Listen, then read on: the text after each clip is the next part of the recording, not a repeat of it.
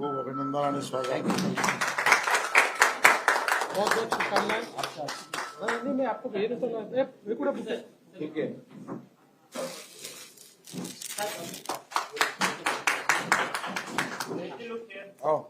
सर्व नाव येतात.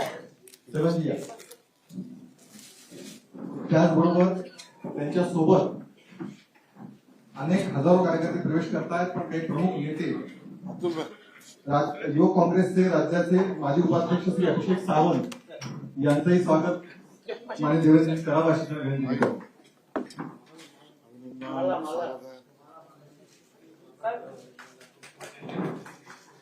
शुभेच्छा.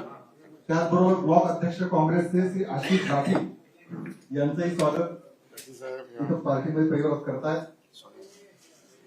काँग्रेस अखिल भारतीय कमिटीचे सदस्य श्री आर के यादवजी, त्याचबरोबर सुनील वाघमारेजी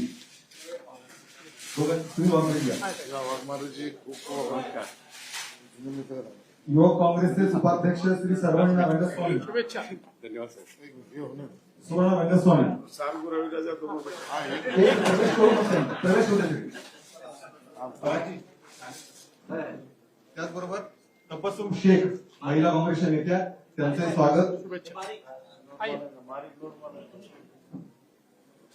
स्वागत आहे. बहुत शेवटचा प्रश्न होतो. त्याचबरोबर आणखीन एक प्रवेश आपण इथे करतोय. घाटकोपर विधानसभेतले घाटकोपरचे उभाटा गटाचे बाबू दरेकर उपविभाग प्रमुख आहेत, त्यांचंही स्वागत. या परागी आहे ना, परागी 2 विधानसभाचे हे प्रमुख उभाटामध्ये खूप स्वागत आहे आपलं.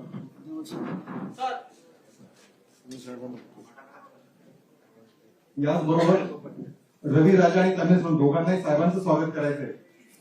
पहिल्यांदा मी आमदार सेल्वंत साहब का है बात में रवि राजा साहब का साथ में दे दे भाई आप सबको. हार इतना बड़ा है, सब एक हार में आ जाते. अरे रवि आप दोनों भी आ जाओ. रवि आ जाओ, आप भी आ जाओ. ऐसा अरे आशीष जी आप.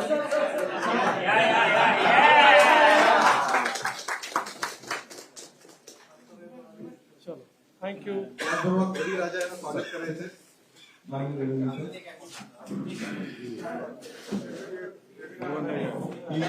त्या भागातली विशेष मान आहे तो अर्पण केली होती.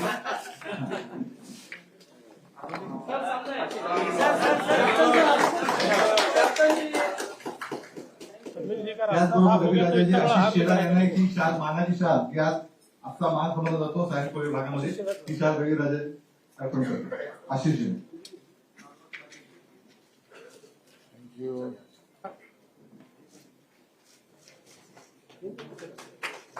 यानंतर माननीय देवेंद्रजी आशिष शेलार बोलतो.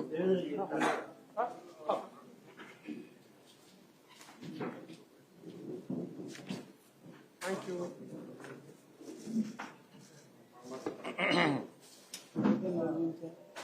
अच्छा अरे बाबा.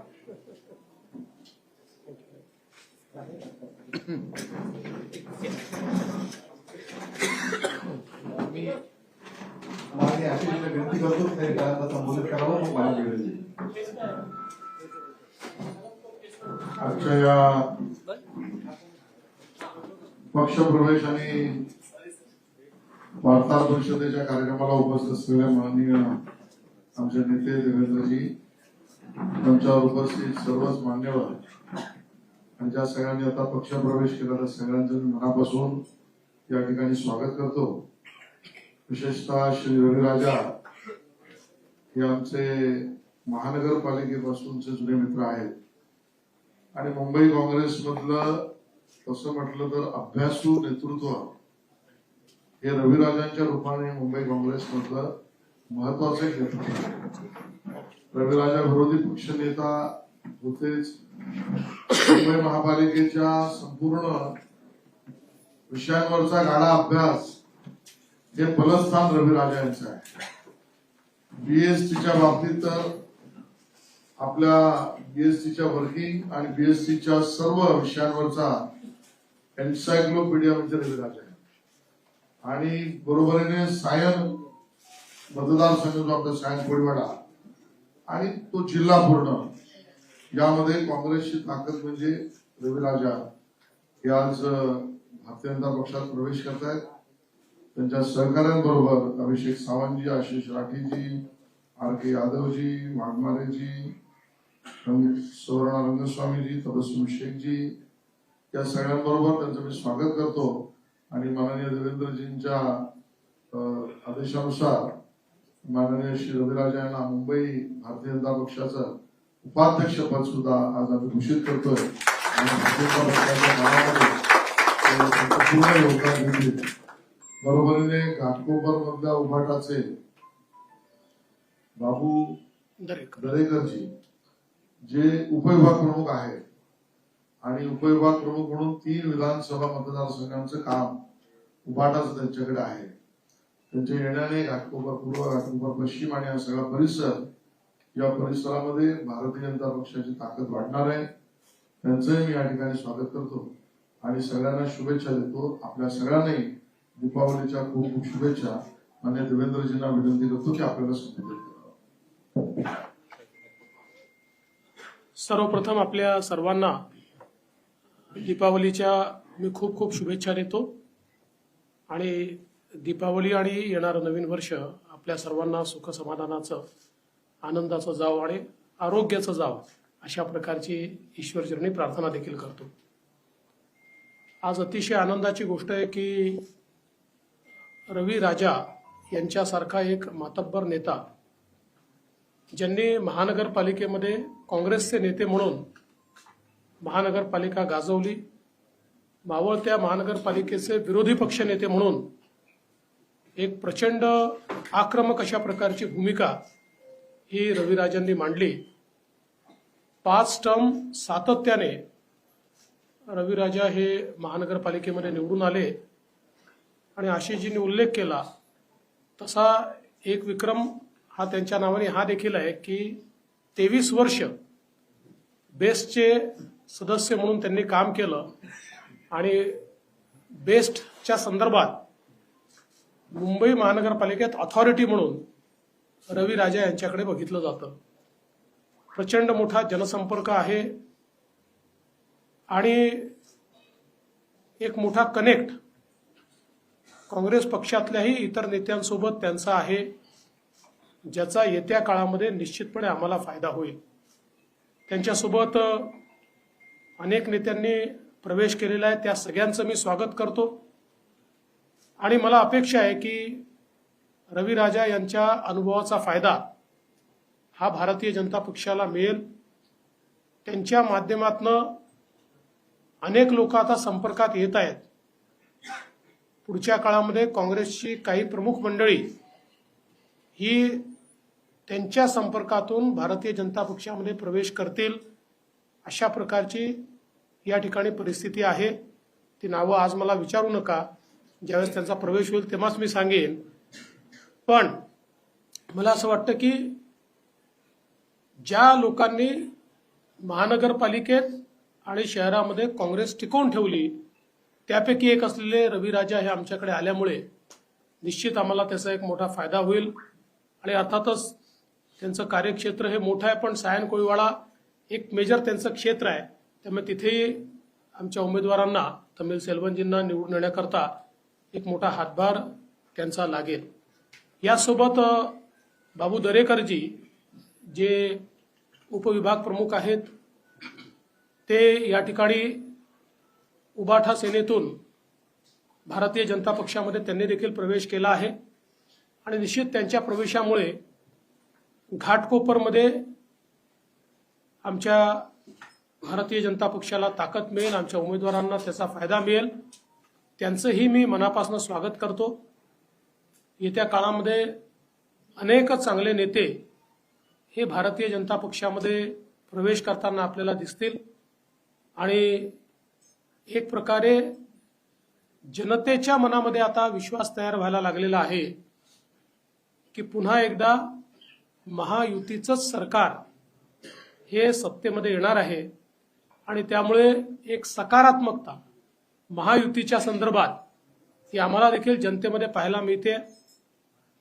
आता आपल्याला कल्पना आहे की नामांकन पूर्ण झालेलं आहे. नामांकनानंतर काही ठिकाणी आमचे क्रॉस फॉर्म्स आले होते. काल त्या संदर्भात माननीय मुख्यमंत्री एकनाथराव शिंदेजींच्या घरी आमची बैठक झाली. त्या बैठकीमध्ये अजितदादाही होते, मी होतो, आमचे बावनकुळेजी, तटकरेजी, प्रफुल्लभाई सगळे आम्ही बसून जवळपास सगळे इश्यूज आम्ही संपवलेले आहेत. त्यामुळे आता त्या संदर्भातले कुठलेच इश्यू आमचे शिल्लक नाही. त्याचं प्रत्यंतर तुम्हाला आज आणि उद्यामध्ये दिसेल आणि जे परत घेतले पाहिजे असे क्रॉस फॉर्म्स सगळे परत होतील. आता आमचा प्रयत्न असा आहे की काही ठिकाणी क्रॉस बंडखोरी आहे, म्हणजे एकमेकाच्या उमेदवारासमोर लोक उभे झालेले आहेत. त्याही संदर्भात आम्ही एक नीती त्याची तयार केलेली आहे आणि तिन्ही पक्ष मिळून अशा प्रकारे ज्यांनी त्या ठिकाणी तिकीट नसताना उमेदवारी भरली आहे त्यांना परत घेण्याचा प्रयत्न आमचा असणार आहे. पक्षांतर्गतही काही ठिकाणी अशा प्रकारचे आमचे कार्यकर्ते उभे झालेले आहेत. त्यांना विश्वासात घेऊन आणि योग्य प्रकारे त्यांच्याशी चर्चा करून त्यांनाही परत घ्यायला कसं लावायचं असा आमचा प्रयत्न असेल. कालच्या एकूणच जे काही आता उमेदवारी अर्ज परवा जे सगळे पूर्ण झाले त्याच्यामध्ये आणि काल स्क्रुटिनीनंतर आम्हाला अपेक्षित असे सगळे अर्ज वैध झालेले आहेत. त्यामुळे आता मला असं वाटतं की दिवाळी 2 दिवस आहे, त्यानंतर साधारण 4-5 तारखेनंतर जोराने प्रचार सुरू होईल. त्याच्याकरता पूर्ण तयारीत आम्ही आहोत आणि अशा वेळी चांगली लोक भारतीय जनता पक्षात प्रवेश करतायत. मी त्यांचं सर्वांचं मनापासून स्वागत करतो.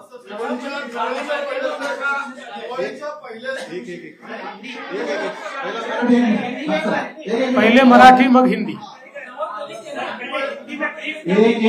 आपण शांततेने घेतलं सगळे प्रश्न घेऊ. 1 मिनिट जरा शांतता. राहुल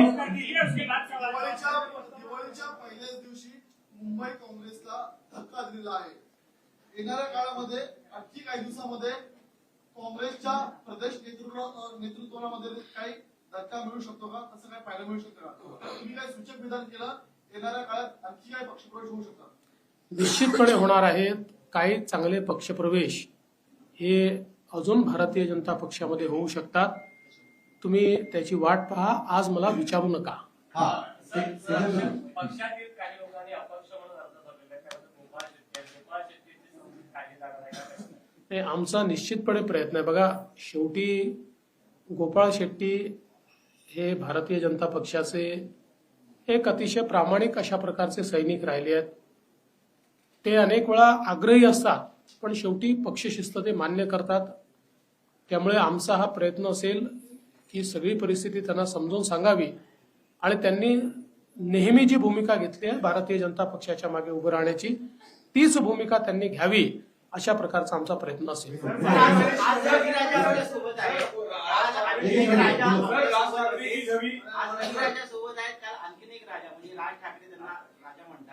ते सुद्धा सोबत होते. ते म्हणाले की लवकरच महाविकास आघाडी नाही तर महायुतीचं आणि भाजपचं सरकार आहे, भाजपचाच मुख्यमंत्री होईल. इशारा तुमच्याकडे होता, कसं पाहता? असं आहे, मी त्यांचा आभारी आहे. त्यांच्या शुभेच्छा मी या ठिकाणी आभाराने स्वीकारतो. पण महायुतीचं सरकार येणार, भाजपचं नाही, आणि महायुतीचा मुख्यमंत्री होणार ही काळ्या दगडावरची पांढरी रेख. माजी विधानसभेमध्ये आपण जर पाहिलं तर सरदार सरवंतर यांनी फॉर्म महायुतीतून भरलेला आहे. तर तिकडे अमित ठाकरे सुद्धा उभे आहेत. भाजप म्हणते की अमित ठाकरे मदत करणार. मग महायुतीला त्या उमेदवाराला मदत केली. असं आहे, अजून आमची सगळी बोलणी चाललेली आहे. सीएम साहेब, राज ठाकरेजी, मी आहे, आशिष शेलारजी आहे. आमचा प्रयत्न आहे अजूनही की मार्ग असा निघावा की ज्यातनं आम्ही सगळे एकत्रित राहिलो पाहिजे. हा प्रयत्न अजून चाललेला आहे. विनोद ठाकरेजी सगळी उत्तरवादी विरोधी आहे. तुम्ही त्यांना उघडपणे समर्थन देत आहे आणि त्यांच्या समर्थन पण घेत आहे. त्यामुळे भाजप उत्तर भारतीय वोट भाजपवर नाराज होणार नाही का? एक आणि दुसरं, तर तुम्ही कोऑर्डिनेशन कमिटी बनवली होती तरी पण महायुतीमध्ये बंडखोरी का झाली?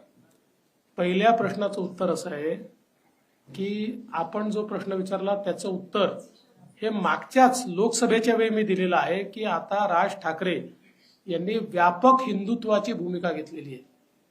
बघा, क्षेत्रीय अस्मिता जी असते हिला भाजपचं नेहमीच समर्थन राहिलं आहे, पण त्याच्यासोबत क्षेत्रीय अस्मितेसोबत एक राष्ट्रीय अस्मिता आहे, तिचा स्वीकार होणं हे महत्वाचं असतं. ती राष्ट्रीय अस्मिता म्हणजेच हिंदुत्व हे राज ठाकरेंनी स्वीकारलेलं आहे आणि म्हणून मला याच्यामध्ये कुठलाच प्रश्न वाटत नाही. दुसरं काय विचारलं तुम्ही? नाही, ते ठीक आहे. अरे बाबा, कोऑर्डिनेशन कमिटीने जर लोक बसले असते तर कोऑर्डिनेशन कमिट्याच तयार केल्या असत्या. कोऑर्डिनेशन कमिटी एक विषय असतो. आता तुम्ही मला सांगा की 288 मतदारसंघात 8-10 मतदारसंघामध्ये प्रॉब्लेम झाले, म्हणजे किती कोऑर्डिनेशन झालं बघा ना. त्यांचं तर अजून समजलंच नाहीये महाविकास आघाडीचं नेमकं काय झालंय. तुम्हाला कळलंय का? कळलं असेल तर मला नंतर समजावून सांगा. पांडेजी दिवाली के दिन ही पहला पटाखा आपने यहाँ सुबह सुबह जलाया है, क्या ये लगातार चुनाव तक रहेगा? क्या पहला दूसरा सवाल ये है कि जिस तरीके से बगावती तेवर अलग अलग जगहों पर दिख रहे हैं, उसके लिए बीजेपी और महायुति कितना प्रयत्न कर रही? कल रात में आपकी मीटिंग हुई थी. मुझे इस बात की बहुत खुशी है कि कांग्रेस पार्टी के 5 बार कॉरपोरेटर रहे और विपक्ष के नेता रहे ऐसे एक बहुत ही कद्दावर नेता रवि राजा जी ने आज भारतीय जनता पार्टी में प्रवेश किया है. उनके साथ कई प्रमुख पदाधिकारियों ने भी भारतीय जनता पार्टी में प्रवेश किया है. मैं रवि राजा जी का बहुत स्वागत करता हूं. उनके साथ आए सभी पदाधिकारियों का स्वागत करता हूं. साथ में उबाठा सेना से बाबू दरेकर जी ने भी प्रवेश किया है. मैं उनका भी बहुत बहुत स्वागत करता हूं और ऐसे पटाखे चलते ही रहेंगे. जो आपने सवाल किया उस पर मैं इतना ही कहना चाहता हूं. अभी रवि राजा जी के ही संपर्क में कई लोग हैं जिनसे उन्होंने मेरी बात करवाई है, जिनमें से कुछ लोग बहुत प्रमुख लोग हैं. ऐसे लोग भी और अन्य लोग भी आने वाले दिनों में बीजेपी में आते हुए आपको दिखाई पड़ेंगे. और जहां तक बागियों का सवाल है, तीनों पार्टियों ने बैठकर जहां क्रॉस फॉर्म आए थे उस पर हम लोगों ने जो प्रॉब्लम है उसको सॉल्व किया है. अब बागियों के ऊपर भी प्रयास चल रहा है. मुझे विश्वास है कि हम लोग सबको मना लेंगे और फॉर्म वापस लेंगे. पटाखों की बात हुई, इसके लिए हमारे पटाखे पर्यावरण पूरक होंगे.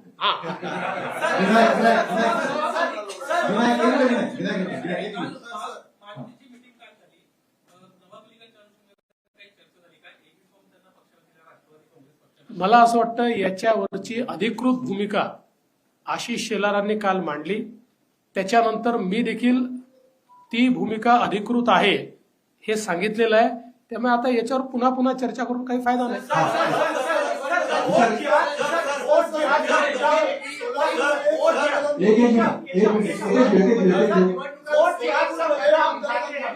All India Muslim Personal Law Board के मौलाना सज्जाद आज मनोज जरांगी पाटिल से मिल रहे हैं. आपके खिलाफ, बीजेपी के खिलाफ एक एंटी फ्रंट बनाने का प्रयास all India Muslim Personal Law board द्वारा किया जा रहा है, उस पर आपका क्या कहना है?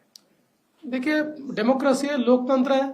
लोकतंत्र में जिसको फ्रंट बनाना है बनाए, जिसको बैक बनाना है बनाए, जिसको जो बनाना है बनाए. सवाल ये उठता है कि महाराष्ट्र की जनता किसका साथ देने वाली है.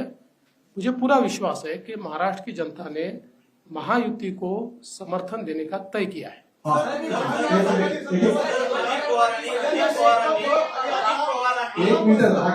अजित पवारांनी तासगावमध्ये फार मोठं वक्तव्य केलं. कथित सिंचन घोटाळ्या प्रकरणी त्यांनी आर पाटील यांनी माझा केसाने गळा कापला असं वक्तव्य केलं. मोठा गौप्यस्फोट आहे. ती फाईल तुमच्याकडे आली होती काय?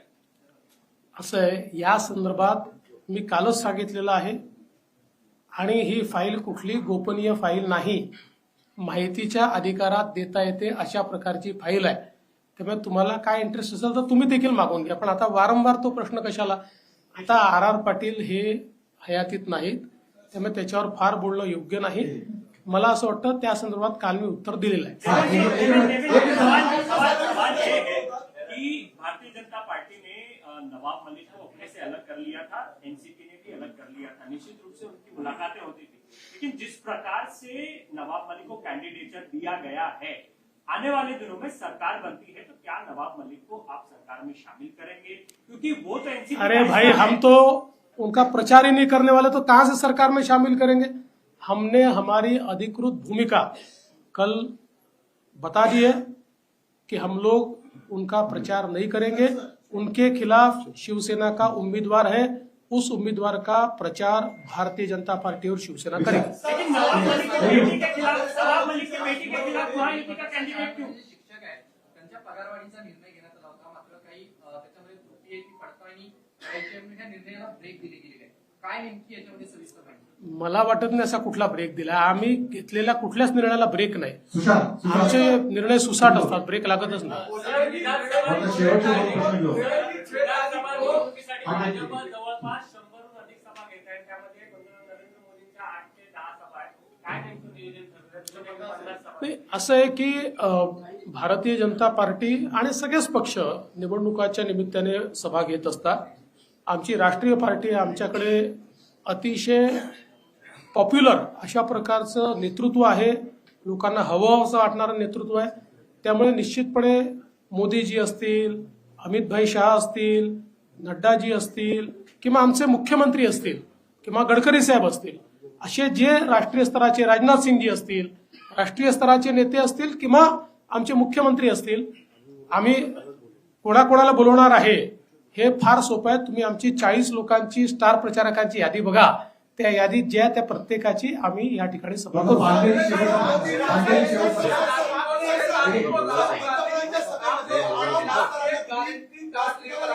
क्या 6 तारीख को राहुल गांधी मुंबई में गारंटी कार्ड लॉन्च कर रहे हैं और महायुति को के गारंटी कार्ड जो भी है, जो योजनाएं चल रही उसके ऊपर सीट करके एक्स्ट्रा बहुत सारी चीजें लेकर ऐसा कांग्रेस दावा कर रही है. मेरा पहला सवाल राहुल जी को यही होगा कि आपने ऐसा ही गारंटी कार्ड तेलंगाना में दिया था, वो क्यों इम्प्लीमेंट नहीं हो पाया? आपने ऐसा ही गारंटी कार्ड हिमाचल प्रदेश में दिया था, वो क्यों नहीं इम्प्लीमेंट हो पाया? आपका गारंटी कार्ड ये राजस्थान में और छत्तीसगढ़ में फेल हो गया, इसलिए लोगों ने आपको फेल कर दिया. तो ये गारंटी कार्ड का ढकोसला लेकर जो वो आ रहे हैं, उसकी क्रेडिबिलिटी 0 है. काँग्रेसने कट केलेला आहे.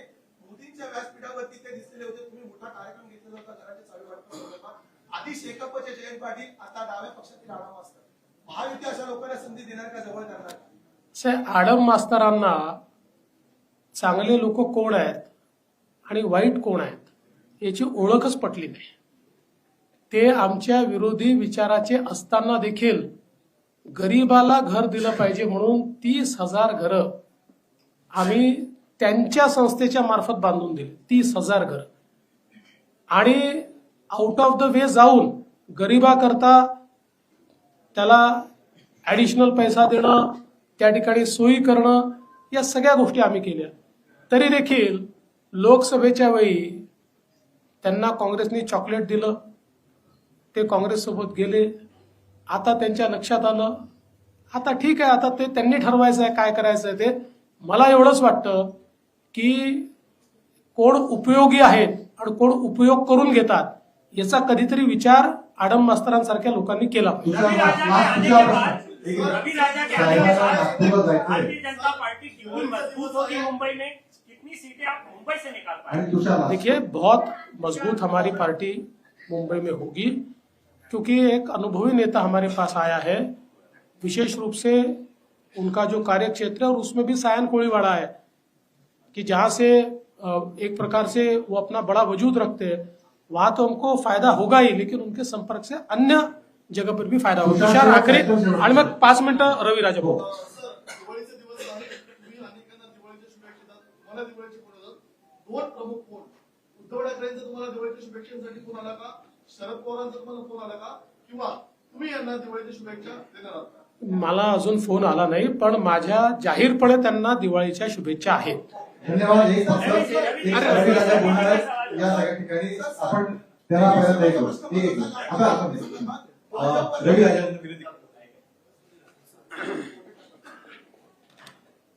सर्वप्रथम सगळे जे इकडे उपस्थित आहे सगळे लोकांना मी दिवाळीचे मनपूर्वक शुभेच्छा देतात. या प्रसंगी जे आज पक्षप्रवेशचे कार्यक्रम मध्ये सर्वप्रथम मी भारताचे पंतप्रधान नरेंद्र मोदीजी, होम मिनिस्टर अमित शाहजी, भाजपचे अध्यक्ष नड्डाजी, भावी मुख्यमंत्री आणि आताचे उपमुख्यमंत्री श्री देवेंद्र फडणवीसजी, हे फक्त सेन्सर करून टाकाल. You don't aspire to become chief minister.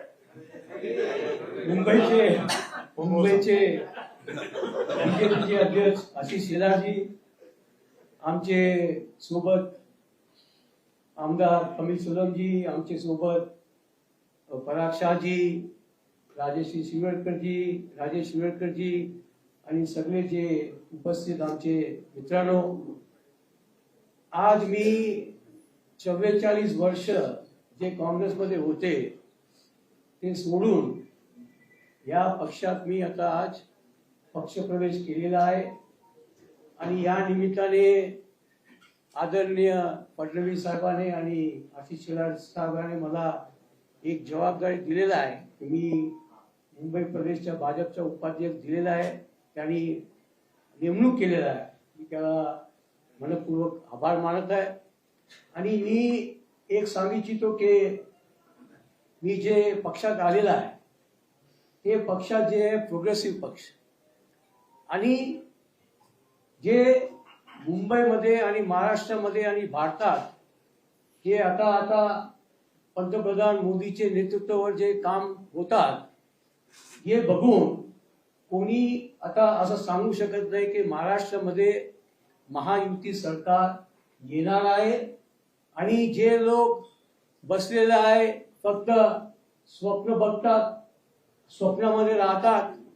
आणि आमच्या असा अपेक्षा आहे, मी एक अनकंडिशनल सपोर्ट म्हणून इकडे आलेला आहे, एक कार्यकर्ता म्हणून मी इकडे काम करणार आहे.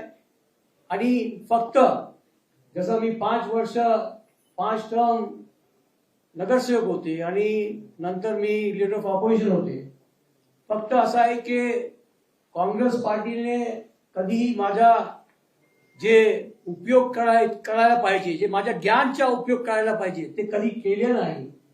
माझा एक विनंती आहे की माझा जे एक्सपिरियन्स आहे, माझा जे ज्ञान आहे, आपण उपयोग करा. आणि त्यासाठी मी पार्टीसाठी काय करायचं मी रात्री दिवस एक करून करणार आहे. आणि दुसरं असं आहे की माझे बाजूला आमचे आमदार कपिल सोलम बसलेला आहे. आज मी आपल्याला सांगू इच्छितो की कपिल सोलम आता जिंकलेला आहे. आता फक्त मार्जिनसाठी आपण जे बघायचं आहे. आणि परत आदरणीय देवेंद्र फडणवीस साहेब आणि आशिष शेलार साहेबांना मी धन्यवाद देतो. जय हिंद, जय भारत.